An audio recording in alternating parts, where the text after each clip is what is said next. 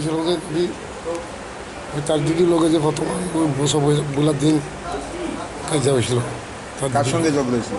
মানে আমার বলো তো আমার বলোকে কাজ হয়েছে পরে যে কথা আমার শালা তে দেখতেছে আমার দিকে দিদির এরকম কথা গেলে গা মারামারি হয়ে যাবে গেলে গা দিদির মারছ না আমি তো মারামারি না তোমার দিদি তো মেয়ে না এখানে রয়েছে আবার দেখো কোনো এরকম হতো না দেখো খাই রয়েছে মাল তারপরে আমি কিছু তারপরে আমার মাতো হয়েছিল পরে দেখো আমি কোনো আমি বেচা করি খেলা তুই কোনো থাক আমি বেচা করি বেচা করতে করতে পেলে আমি বাইকে গেছে এই বাইকে গিয়েছিল মানে তো আমার মেরে দিয়েছে কি মারছে? বন্ধু দিয়ে মারছে মানে ভাবতাম গেছি কয়টা গুলি করছে? গুলি আসলো অনেক তিনটা আছে না আপনার পায়ে কয়টা লাগছে? একটা লাগছে একটা।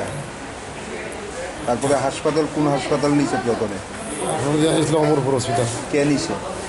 এটা নিচে ওই আপনার ভাড়া লোকে তারপরে যে আইসি উদয়পুর থেকে আইসি হেন তারপর পুলিশে জানাইছেন নি বিষয়ে? জানিস পুলিশ কি এরা আটক করছে নি? পুলিশ করছে আটক করছে কোন থানা? অমরপুর বন্দুকটা আনছে করতে?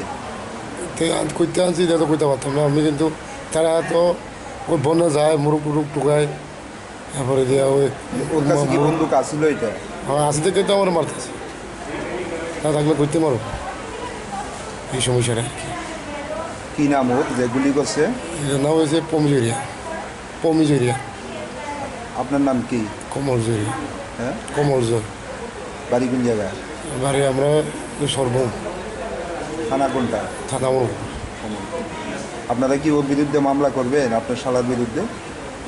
আমরা অনেক কী থাকবো মন জনকে যারা করবো তারা তো গিয়া বলে অ্যাটাক করে লুয়েছি মানে করবো না করবো আমি তো অসুস্থ করে রয়েছি এখন যদি ভালো না হয়েছে তো আমি কইতে পারতাম না মানে তারা তো লুয়েই পড়ছে।